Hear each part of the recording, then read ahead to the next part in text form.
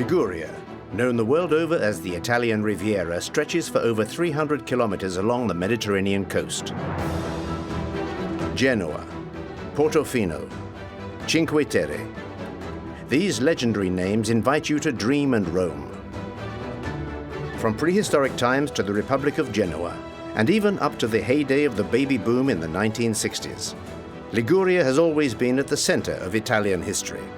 Unspoilt nature, cultural heritage and expertise, Liguria offers a wealth of hidden treasures.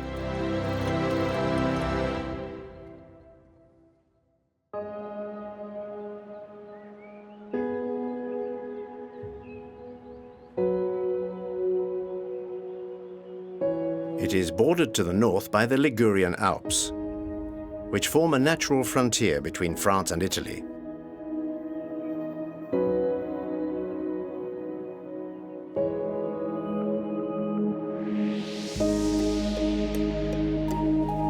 From the mountain heights, rain and meltwater turn into impressive torrents.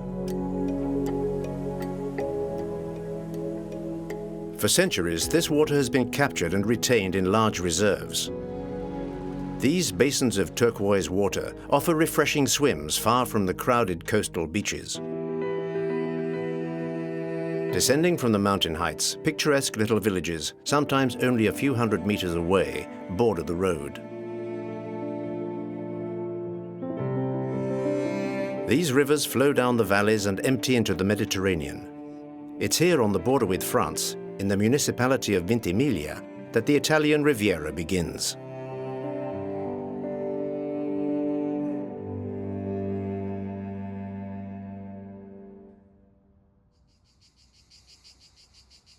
In Latte, facing the sea, the Hanbury Botanical Gardens are a verdant haven of greenery.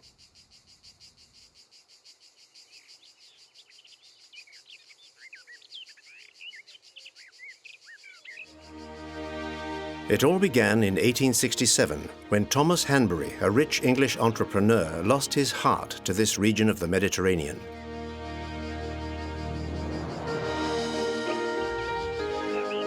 Passionate about botany, Hanbury created an incredible garden on a hillside, with more than 7,000 plant species imported from all over the world.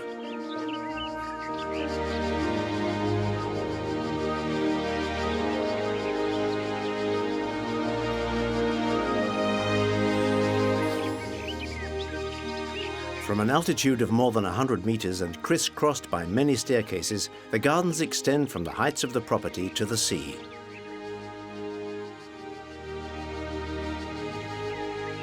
A huge variety of exotic flowers and a wonderful collection of forgotten citrus fruits enhance the walkways with fragrances and colors through every season.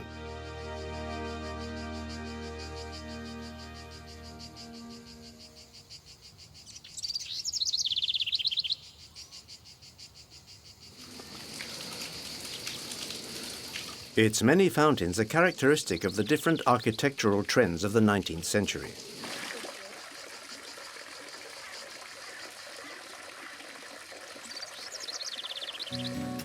Down below, under a neo-Moorish pavilion, Hanbury and his wife are buried. The mausoleum is facing the Bay of Latte, a tomb with a sea view for eternity.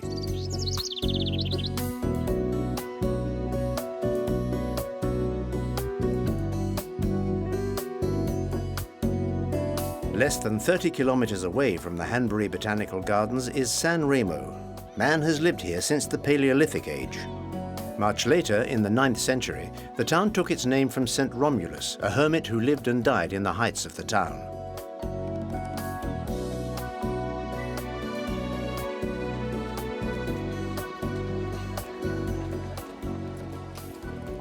Today, its shopping streets attract visitors from the world over.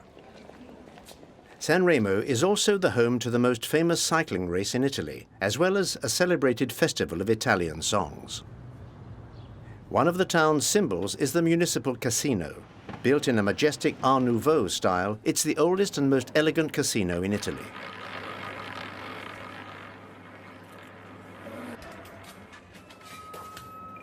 The gambling rooms and slot machines are the casino's heart, but its soul is the prestigious concert hall.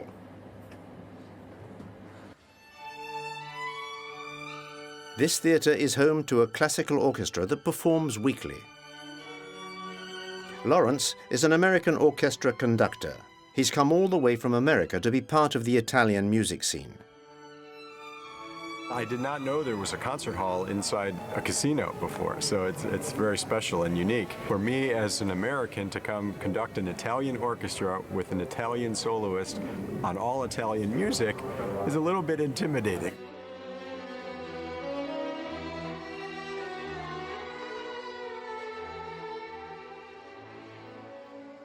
Leaving the coast for the heights of Liguria, we discover a surprising village.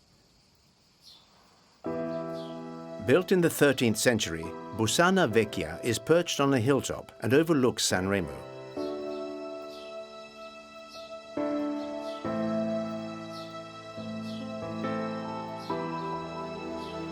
In 1887, a strong earthquake shook the region.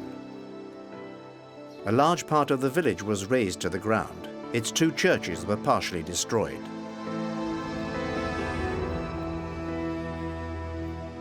As most of the buildings had been severely damaged, the authorities decided to reconstruct the village elsewhere.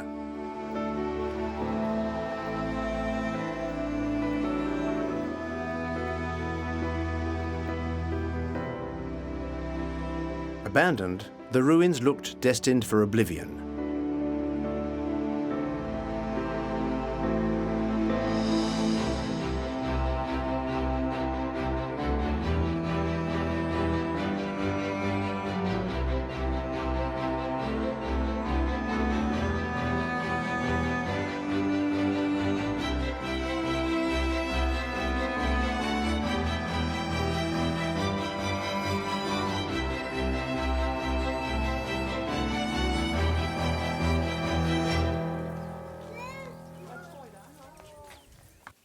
But in the 1960s, during the hippie movement, artists from all over Europe came and settled in Bussana Vecchia.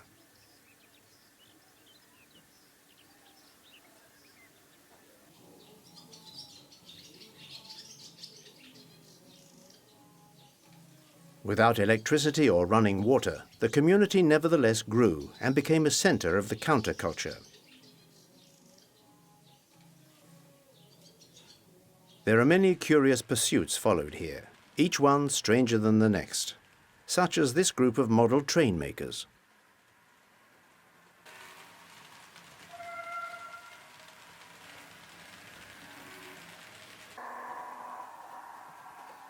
But the real charm of this village is in crossing paths with the local artists.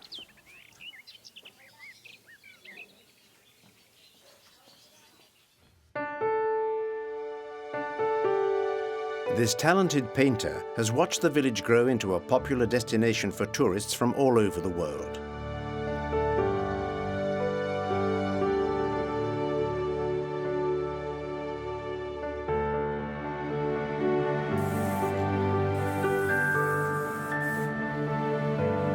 Franco has lived here since the beginning. He has wonderful memories of it, and he loves sharing them. In the beginning, only artists lived here. The idea was to have a village solely of artists and craftsmen. We had one fundamental principle. We couldn't live off commerce. We couldn't sell anything that we hadn't made with our own hands. And I just fell in love with this place. It was such a fantastic idea. The streets were in terrible shape. They weren't even paved, but it was an ideal spot.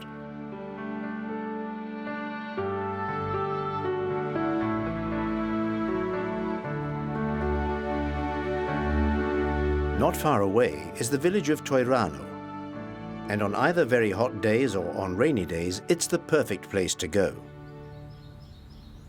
One of Italy's most beautiful cave sites is found here. Located in the middle of a valley, the cave has been eroded by time.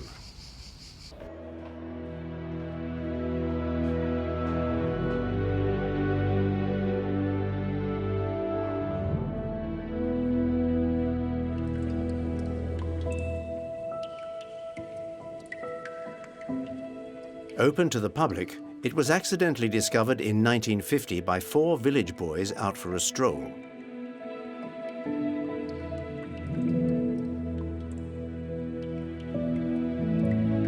As you walk through the galleries, you can imagine just how the boys must have felt when they first made their incredible discovery. The first gallery is the Bussana cave.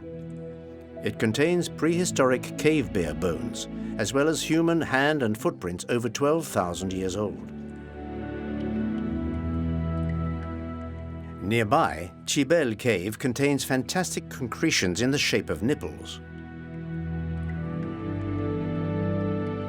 The cave of Santa Lucia, named after the Saint of Light, is a scintillating sight. On the walls, aragonite crystals glitter like 1,000 lights.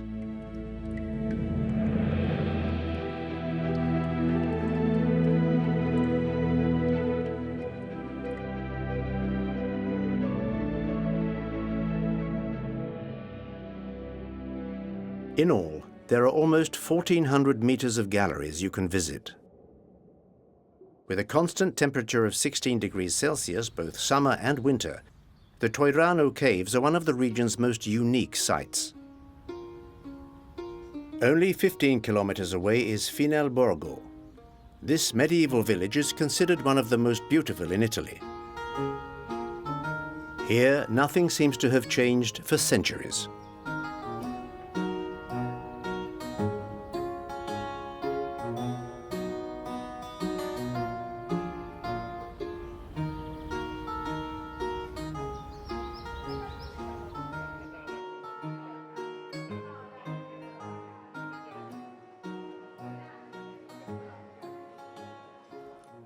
Porta Testa is one of the main gates to the town.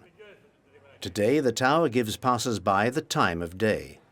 But during the Middle Ages, it served as a gallows for those condemned to death. Wandering through the tiny streets, you'll discover a labyrinth of small arches linking the buildings. This typically regional masonry dates from medieval times. On San Biagio Square, the church of the same name is not to be missed. Its facade, unfinished since the 19th century, gives the church the look of a building under siege. The Strada Romana follows the fortifications through the higher part of the village to the gate of San Giovanni Fort.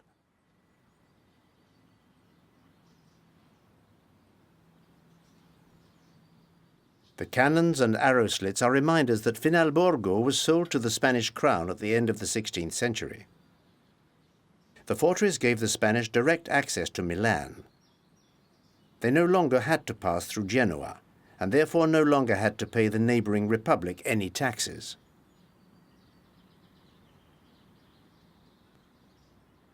Today, the fort is a little haven of peace, and there's an outstanding view of the village and the sea. Our next stop is Albisola, the ceramic capital. This unique town has successfully combined cultural heritage and modernity.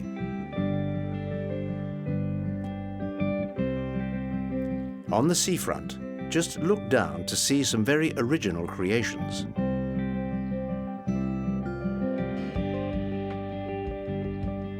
This is a local skill that's been carried on for centuries.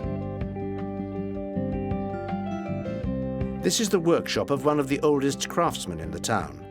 His shop displays his most beautiful pieces.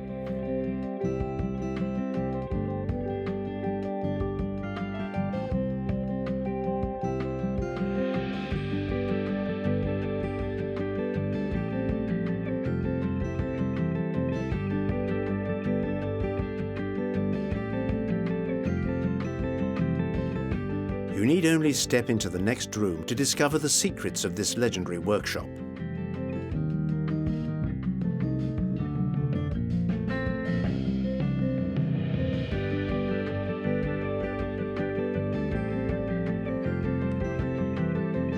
Once they're painted, the pieces are placed in the kiln.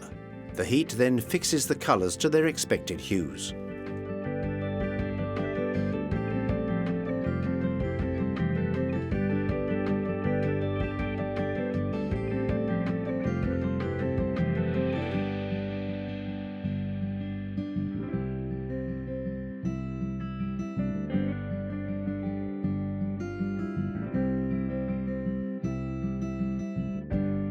Since the 19th century, this former stable has been a world-famous centre of ceramics. On the walls, there are drawings by Lucio Fontana, a master ceramic artist. These works are the indelible traces of a rich past.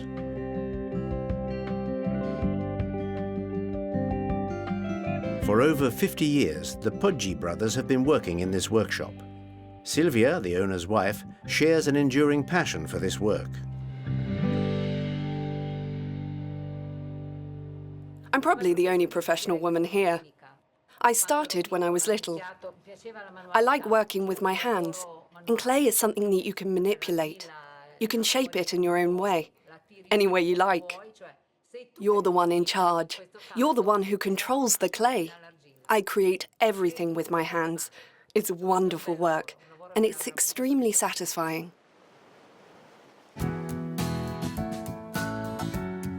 Many towns on the Italian Riviera still perpetuate traditional crafts. Perched high in the Ligurian mountains, Altare has been known since the Middle Ages for glassmaking.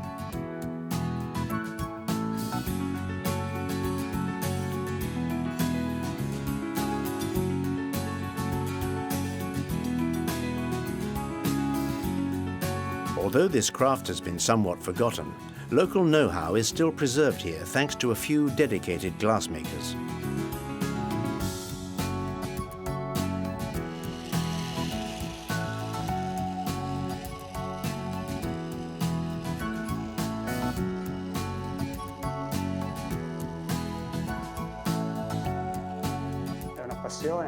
Oh, it's a pleasure, a real passion, to watch glass being made. There's a touch of magic in it. I like making chandeliers, flowers and bottles, as well as small animals.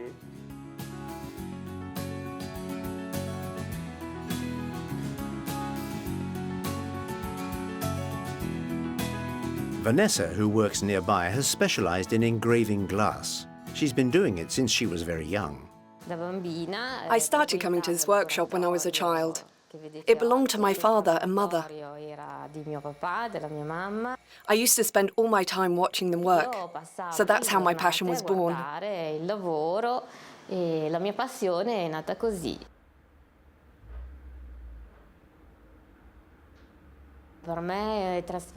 For me, it's like transmitting an emotion that's deep inside me, like someone who paints a painting, or composes music, or sings. For an engraver, engraving a good human or a good animal is very difficult. It's difficult to show the muscle definition. I use the wheel like a pen. It's not just a decoration, it's an expression of my personality, of my land.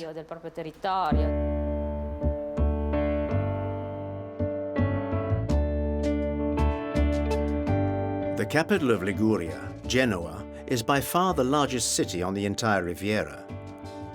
Economic heart of the region, Genoa also has an exceptional cultural heritage.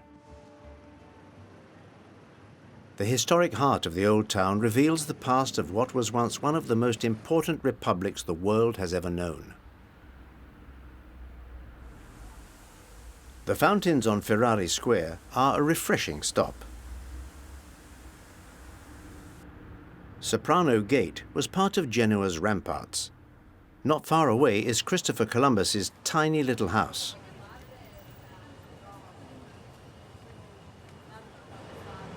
Nearby, the Doge's Palace is one of the most important cultural centers in Italy.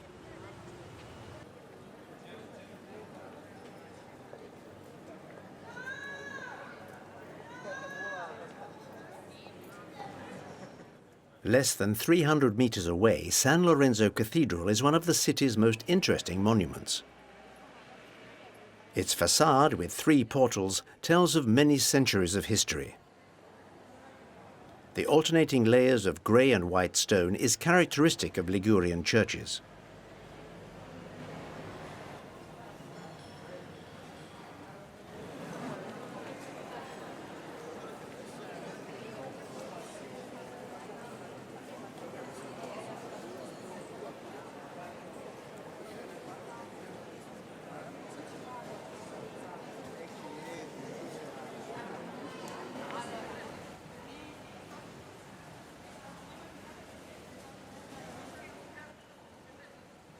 Above the central portal, Christ is awakening and emerging from the tomb behind him.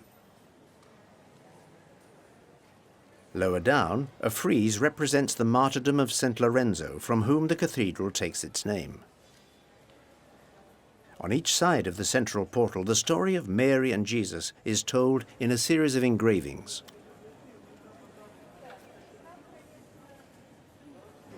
On the right of the entrance door, a little dog is hiding, carved into the stone.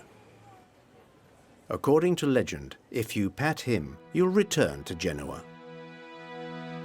A fresco in the central nave of the cathedral recounts the story of St. Lorenzo and of the Roman Emperor Valerian, who, with a wave of his imperial hand, is ordering the saint's death.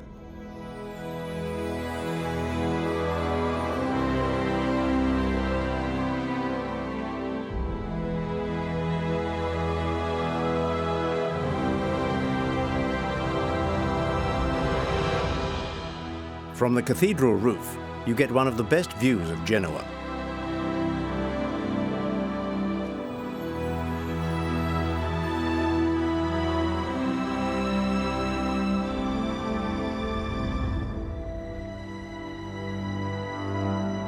You can see as far as the lighthouse overlooking the commercial port. The busy modern port is without any real interest, but a visit to the old port is a must.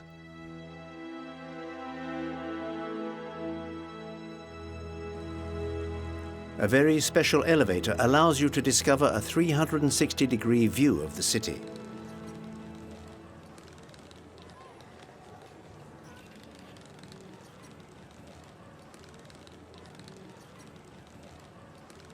Wind turbines add a futuristic touch to this place.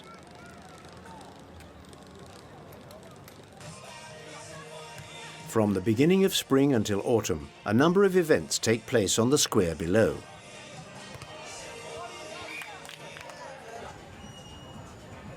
The old port has become a very trendy district to go to in the evening. At nightfall, the roof terraces of the former warehouses turn into fashionable restaurants. Overlooking the ocean liners, they're popular spots to discover the region's culinary specialities.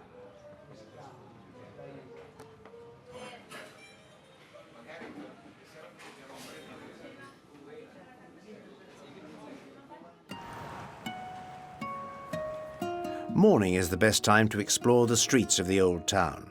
This is where the ship's crews rested between their voyages on the high seas. In olden days, staying near the port allowed them to get supplies easily, even if they had to live in very crowded conditions. Some streets are so narrow that you could almost pass the Parmesan cheese to your neighbors.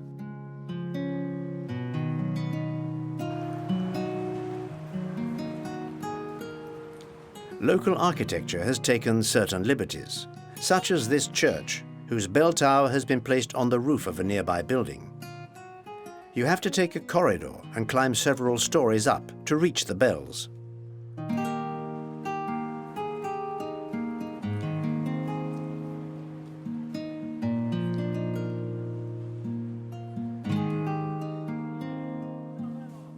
A few streets away is the city's largest covered market. The building itself is quite ordinary, but the allure of the stalls and the evocative smells certainly do heighten your appetites. Italy is one of the largest producers of cheese in the world. Parmesan is most certainly the most famous of them.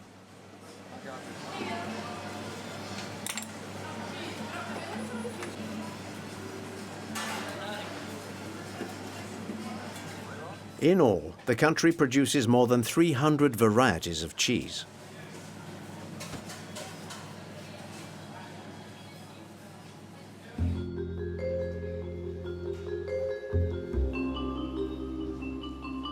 But Italian cuisine is especially famous for its pasta recipes.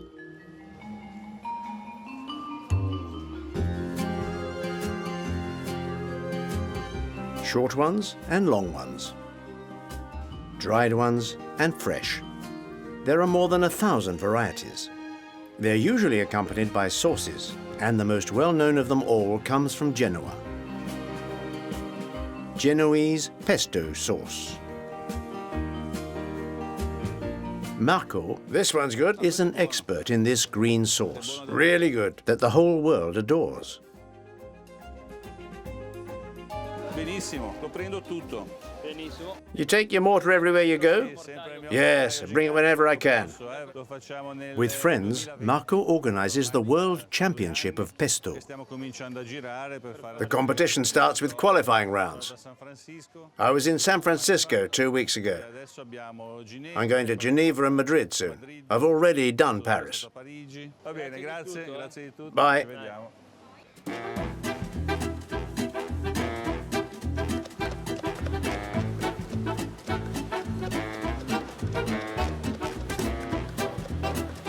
It may not seem difficult, but making Genoese pesto is an art in itself. The most important thing is having the right ingredients. Basil is the key ingredient.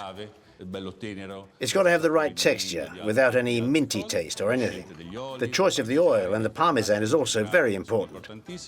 It also takes skill as well as experience and tradition. And before you start, you have to know what flavor you want. The secret of pesto is transmitted down from generation to generation. While mothers and grandmothers were busy in the kitchen, the children would play with the mortar and pestle. It's something embedded in our memory, like an old song that you remember tenderly years later. It's something that fundamentally is important to us.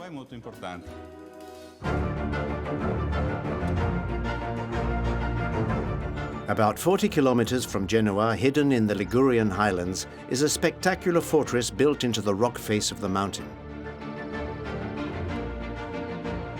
2 impressive rocky spurs form solid lateral ramparts.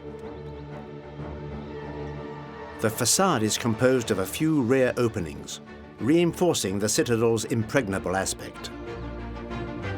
The Castello della Pietra is in the heart of the Antola Natural Regional Park. Climbing to the top of the fort is a strenuous hike. The origins of this fortress are obscure. It is known, however, that hermits once lived here. The earliest written evidence relating to the castle dates from the beginning of the 13th century. Commanding the entire valley, this stronghold was an important observation post for the Republic of Genoa.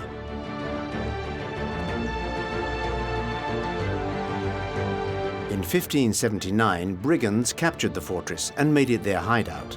And from there, they plundered the entire region.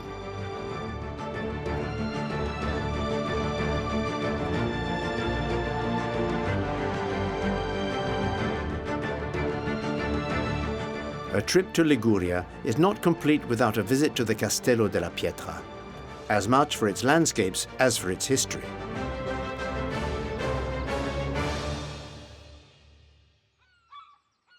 Further east along the coast, Camogli is undoubtedly one of the most picturesque villages in the entire region.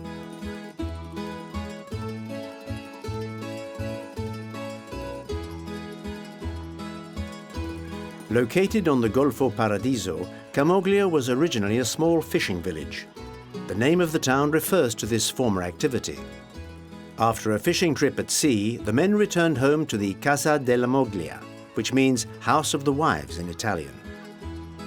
With time, the name was shortened to Camogli.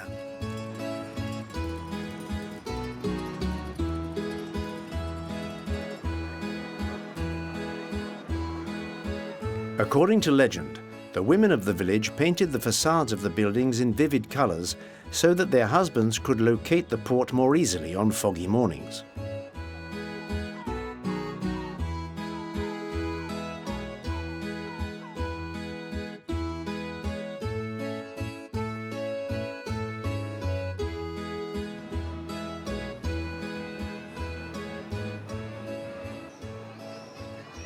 Its port, its small streets and alleyways all give the town an unforgettable romantic charm.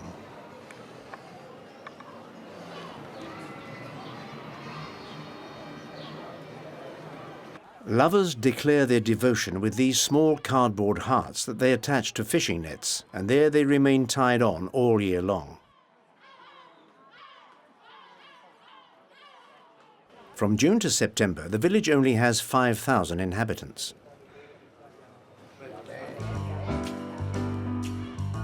And this is generally considered the best time to discover the real Camogli.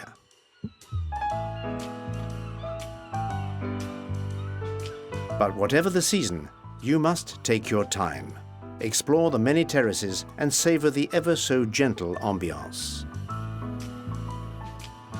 We leave Camogli by the sea and head towards San Fruttuoso Bay. Andrea is a diving instructor who takes divers to the most beautiful spots on the Riviera. Isabella Maffi is an acclaimed underwater photographer. She's come to photograph the bay for a well-known magazine.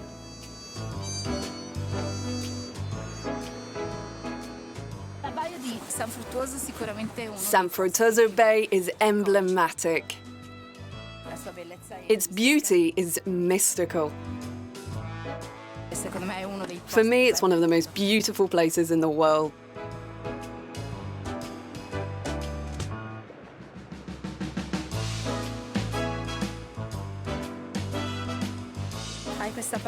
Underwater, it's full of small red coral near the cliffs. As for combining the protection of nature and tourism, this is the best protected marine reserve that I know of anywhere.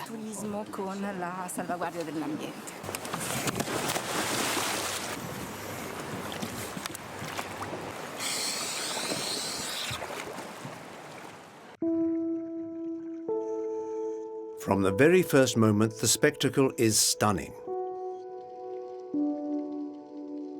The clarity of the water is reminiscent of the Red Sea and the Caribbean. Here are the red corals that Isabella likes so much.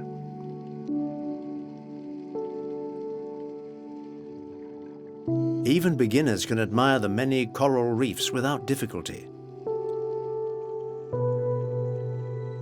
Teeming with fish, the waters offer an extraordinary sight, and whales and dolphins breed here. Much of the coastline and the adjacent seabed are protected areas and are part of the Portofino Regional Nature Park.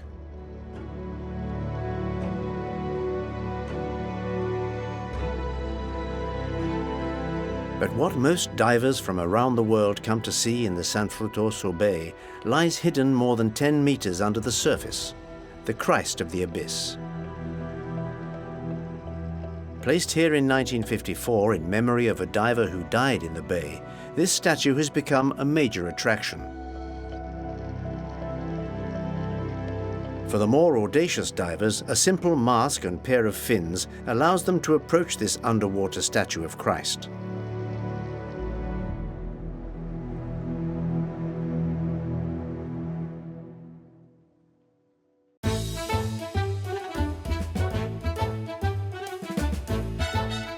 Back on the surface, we now head to one of the most prestigious yachting events in the world. Every summer, Portofino hosts a show of the most luxurious and expensive boats in the world. Mooring even a small boat in this tiny and charming cove can easily cost several tens of thousands of euros a year. After visiting the San Martino and San Giorgio churches, as well as the Castello Brown, most visitors end up on the small square near the port. Here, people meet for a ristretto coffee, or a spritz, a popular cocktail.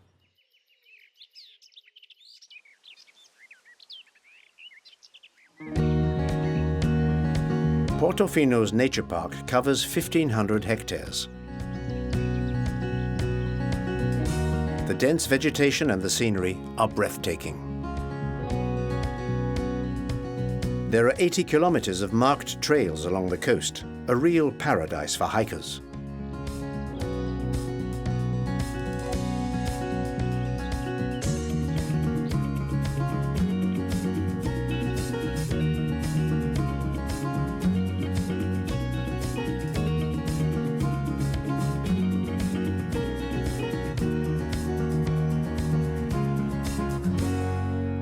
Eight kilometers away, the town of Rapallo is celebrating.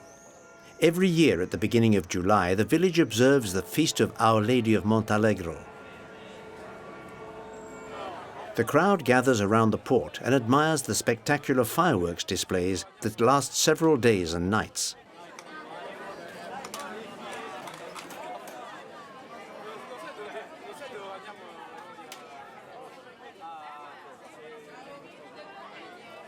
Along this kilometre-long stretch of beach, pyrotechnics companies light firecrackers that explode noisily. They commemorate a fratricidal war between the inhabitants of the region, which took place in the mid-16th century.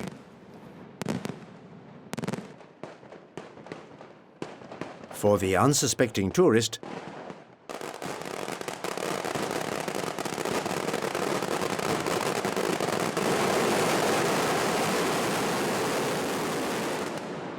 a day on the beach might just prove a little noisier than expected.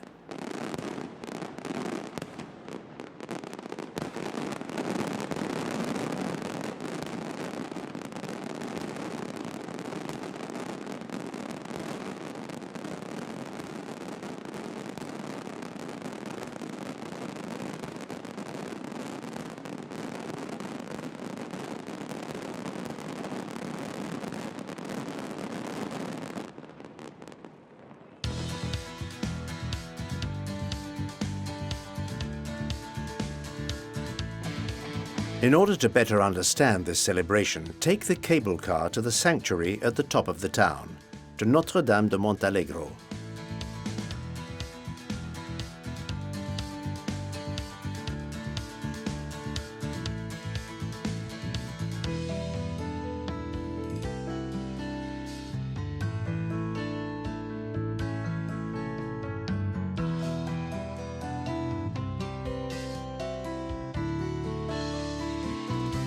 According to legend, on the 2nd of July 1557, the Virgin appeared before a local farmer from Rapallo.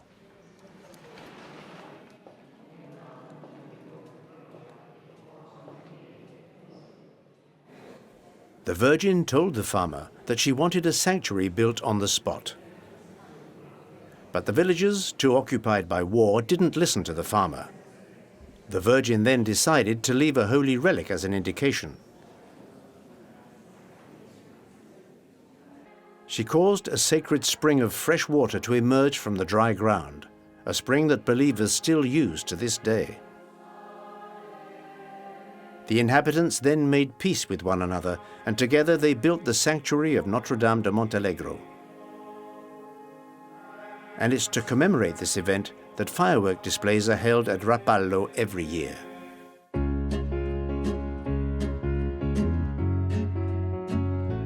A group of friends ride at full speed down the road that leads from Rapallo to Chiavari.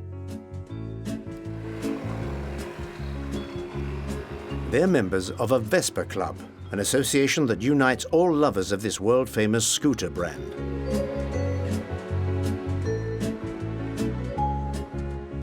Alexandro is on the white scooter. For him, Vespa is also a family affair. This is my grandfather's Vespa. He was a doctor, and he used it to visit his patients.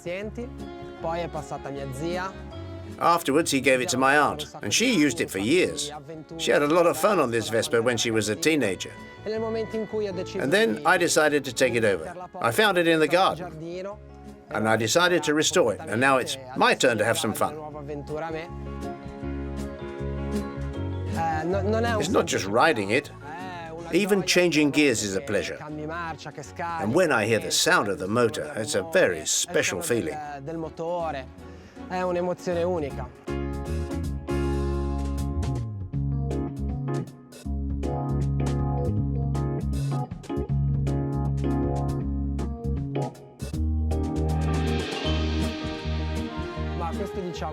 It's a symbol of la Dolce Vita, the Italian way of life in the 50s and 60s. It's a vision of an Italy where everything was beautiful, when people were carefree, when people rode without helmets, with the wind blowing through their hair.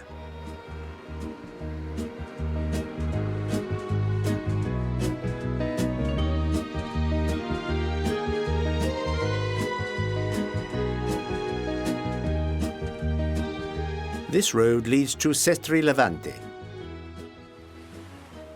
Set on a picturesque promontory separated by sea cliffs, Sestri Levante is an enchanting peninsula between two beaches. On one side is the Bay of Fables. It was given this name by Hans Christian Andersen, the Danish writer, on the day he arrived here.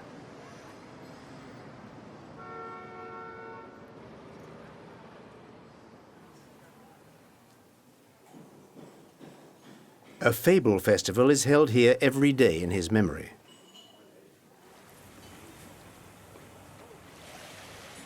The Bay of Silence is on the other side of the peninsula. The pastel-coloured houses brighten up the entire beach, and the calm and beauty of this small fishing port make it an unforgettable place.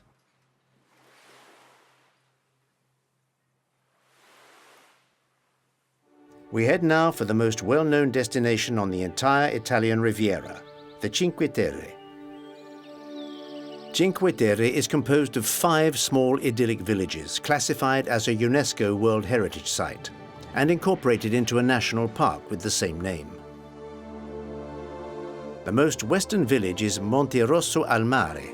It's the largest and most frequented beach on the Italian Riviera, and from June until September, it's often difficult to find enough space to lay down your towel. You can swim here either before or after visiting the national park. Despite intense development, Monterosso has managed to retain a medieval character, with its case torri or tower houses.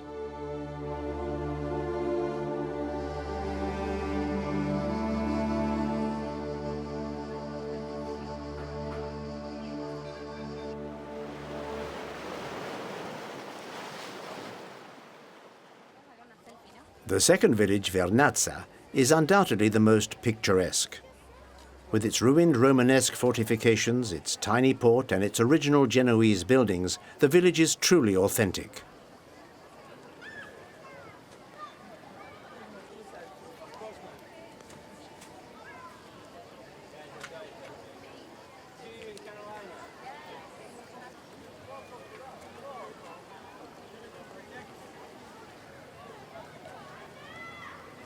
We reach Corniglia by train. It's the highest and least accessible of the 5 villages.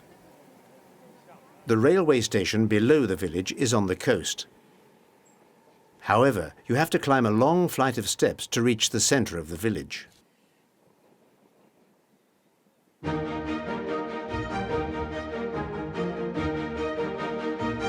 But once at the top, the effort is well worth it. The beauty of the village, still intact, is reminiscent of the small villages in the nearby Alps.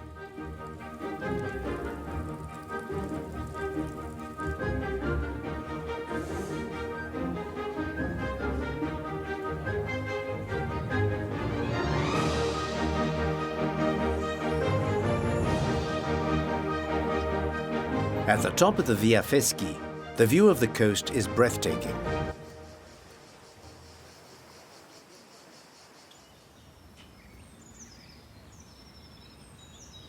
Manarola, the 4th village, is the oldest of the 5 and has existed since antiquity.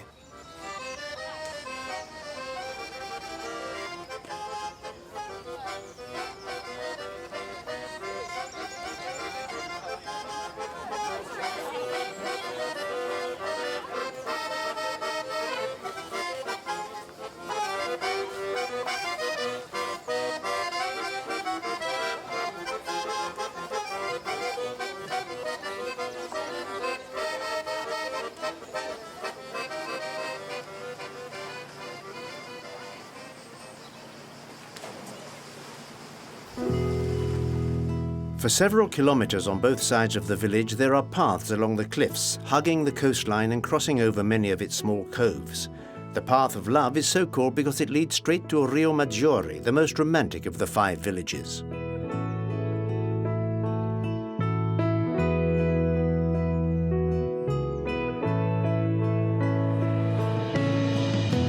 This former fishing village was probably founded in the 8th century. With its colourful array of houses and its beautiful dry stone walls, Rio Maggiore is an idyllic setting, particularly for lovers who come from around the world.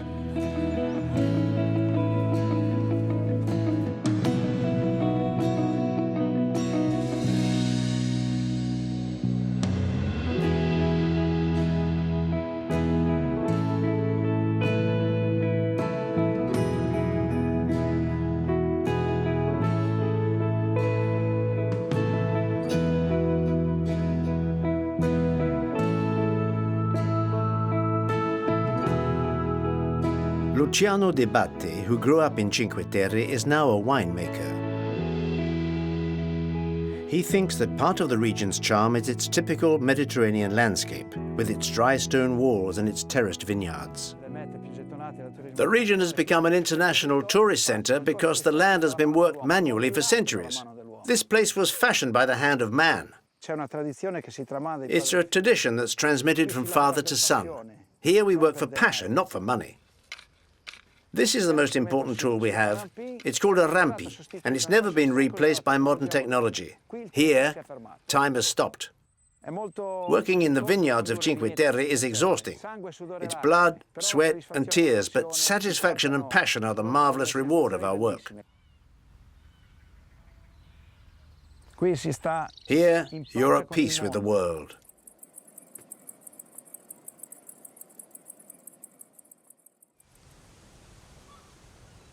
Further to the east is Porto Venere, also classified by UNESCO as a World Heritage Site.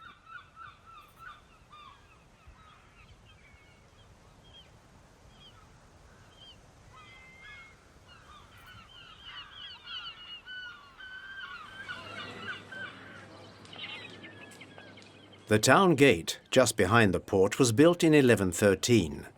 This rampart was the first line of defense against invasion. Nearby are small shopping streets and the emblem of the town, Doria Castle. The castle was once the residence of a wealthy family, the Dorias. Just below you can see one of the 33 sea caves in the area.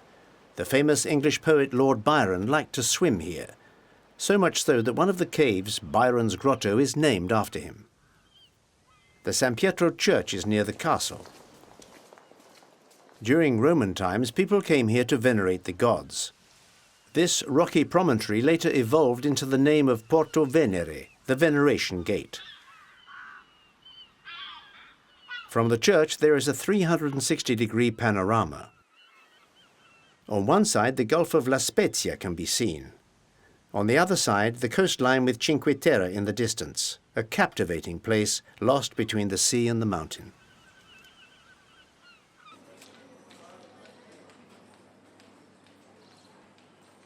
From the port, there's a ferry service to Palmaria Island.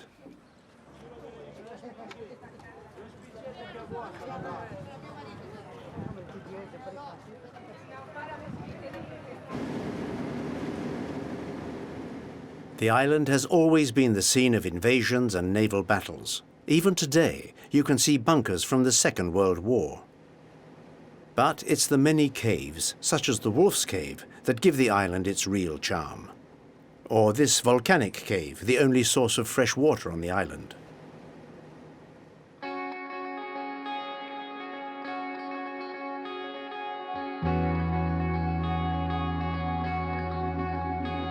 In the middle of the bay, a statue of the Virgin Mary warns ships of a dangerous rock.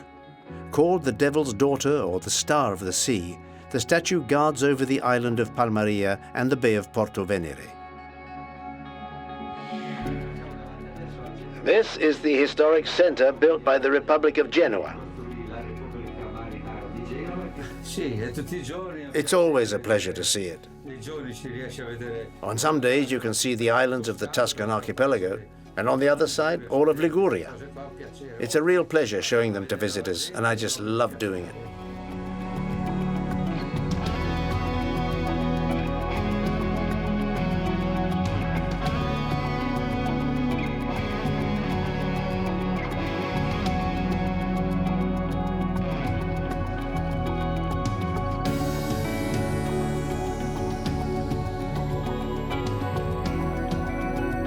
There's a man who knows this very special place well. Bernardo is captain and guide on one of the boats giving trips around the island. Back on dry land, this footpath offers a splendid walk. From the cliff top, there's an exceptional view of Porto Venere. And here we end our journey in Liguria. This Italian Riviera rightfully celebrated for its unrivaled beauty since ancient times.